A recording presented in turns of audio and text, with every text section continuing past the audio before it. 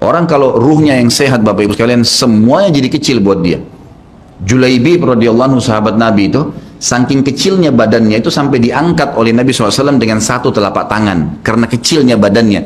Tapi di perang ya Uhud dia bisa membunuh 7 orang kafir. Tidak ada hubungannya dengan kecil badannya, tapi ruhnya kuat, besar.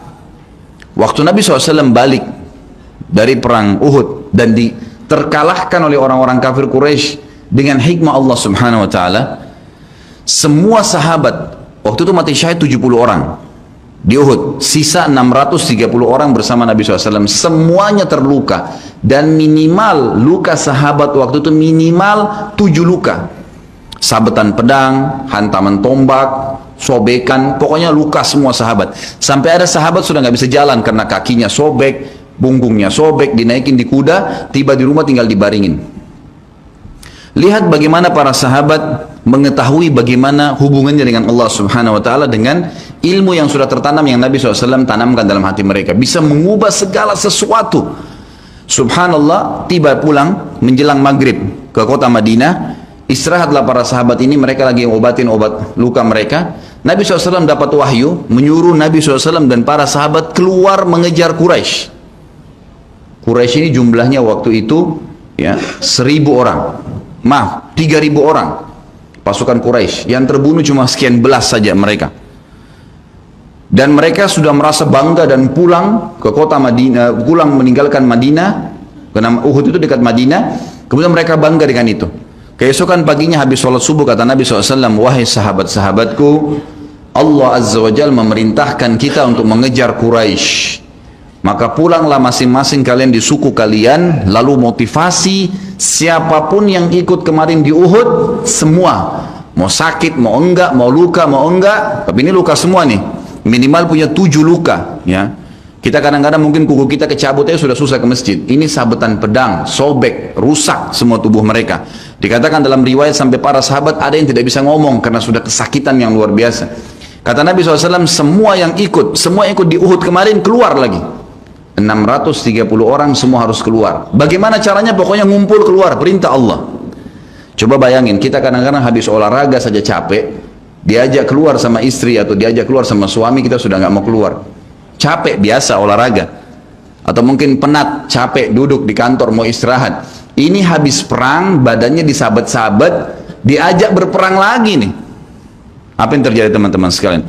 Pulanglah pimpinan-pimpinan suku sahabat ini, dimulai dengan Sa'ad bin Mu'adz radhiyallahu anhu, sahabat Nabi yang mulia. Luar biasa ini. Orang ini pada saat meninggal, kata Nabi SAW, goncang arsy Allah dengan meninggalnya Sa'ad. Saat pulang ke kaumnya lalu berkata, wahai kaumku, sesungguhnya Nabi SAW menyuruh kalian untuk kembali menyerang Quraisy. Pada saat itu mereka lagi ngumpul saling ngobatin luka, dan di depan mereka yang saling ngobatin luka itu adalah Usaid bin Khudair, sahabat Nabi yang mulia. Ini sahabat Nabi yang satu dari Aus ini, kalau membaca Al-Quran malaikat turun dari langit dengerin bacaannya, luar biasa.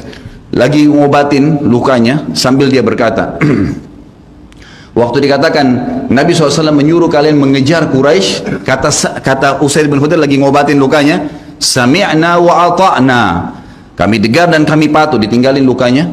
Lalu seluruh suku itu saling nopang satu sama yang lain, mendatangi masjid Nabi SAW untuk ikut berperang lagi.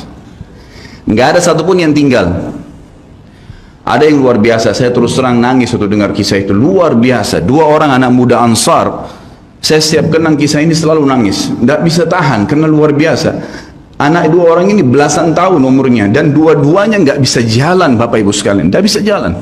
Luar biasa, sudah sobek kakinya, sobek punggungnya, bahkan dikatakan di bagian leher ada irisan, di bagian lehernya ada irisan, gitu kan. Kesakitan. Dua-dua ini diturunkan dari kuda, ditidurkan, adik kakak nih. Tapi saya tidak ingat, namanya tidak disebutkan dalam kisah, tapi ini kisah luar biasa. Dan kemarin kebetulan Imam Masjid Haram atau saya lagi umroh nyebutin kisah itu juga. Hampir satu masjid orang menangis mendengarkan kisahnya. Dia mengatakan, waktu sampai ke telinga adik kakak ini umurnya belasan tahun ya, di bawah 20 tahun. Kalau Nabi SAW memanggil seluruh yang hadir di Uhud untuk kembali berperang. Ini mereka nggak bisa jalan nih. Si kakak bilang sama adiknya, kita nggak bisa tinggal di sini nih. Rasulullah SAW sudah memanggil kita untuk menjawab panggilan Allah. Kata adiknya, bagaimana caranya kita merangkak? Bagaimana caranya kita ke sana? Nggak ada yang bisa nopang. Ini berdua lagi sakit. Mereka cuma tinggal sama ibunya. Lalu berkata si kakak, sekali saya seret kamu, sekali kamu seret saya. Mereka saling seret satu sama yang lain, Bapak Ibu sekalian, sampai di hadapan masjid Nabi SAW. Lihat bagaimana iman mereka kepada Allah Subhanahu Wa Taala, luar biasa. Gitu ya. Dan ini tidak bisa kecuali kalau dipaksakan. Kalau tidak dipaksakan nggak bisa. Semoga Allah SWT jadikan kita orang yang selalu memaksakan diri untuk ibadah. Karena kalau tidak, kita nggak paksakan, kita akan mati dalam keadaan konyol dan menyesal, karena tingkatan-tingkatan di surga akan hilang. Percuma. Gitu. Baik, saya bacakan. Pasal kedua. Adab terhadap Allah Subhanahu Wa Taala. Seorang muslim hendaknya melihat segala sesuatu yang telah diberikan Allah kepadanya dengan tiada terhingga, yakni berupa kenikmatan yang tak terhitung. Terlindungnya dia pada saat menempel di dalam rahim ibunya, ketika berupa nutfah atau air mani, menentukan perjalanan hidupnya hingga hari bertemu dengan Rabb-nya Allah Azza wa Jal. Hendaknya ia bersyukur kepada Allah atas nikmat itu dengan lisannya, yakni memuji dan menyanjung Allah secara semestinya. Juga bersyukur kepada Allah dengan anggota badan, dengan cara menggunakannya di dalam ketaatan kepada Allah Subhanahu Wa Taala. Karena mengingkari nikmat, tidak mengakui kelebihan yang diberikan Allah, mengingkarinya beserta kebaikannya, bukanlah termasuk adab kepada Allah. Sebagaimana Allah berfirman dalam surah An-Nahl ayat 53, A'udzubillahi minasyaitonirrajim. Wa ma bikum min ni'matin faminallah. Dan apa saja nikmat yang ada padamu, maka itu dari Allah datangnya. Dalam surah An-Nahl ayat 18 Allah berfirman, A'udzubillahi minasyaitonirrajim, wa in ta'uddu ni'matallahi la tuhsuha. Dan jika kalian menghitung-hitung nikmat Allah, maka kalian tidak akan mampu untuk menghitungnya. Begitu banyak nikmatnya Allah, Bapak Ibu sekalian. Kita berbuat maksiat, pelanggaran-pelanggaran, tapi Allah masih bisa memberikan kita oksigen gratis, cahaya masih bisa ditangkap oleh mata kita, telinga kita masih bisa menangkap suara sehingga mengetahui apa yang diinginkan oleh kita. Setelah bertahun-tahun berbuat dosa, dengan taubat kepada Allah, Allah bisa ampuni. Itu luar biasa. Nikmat Allah tidak bisa terhitung. Rugilah orang-orang yang tidak menyembah Allah Subhanahu Wa Taala.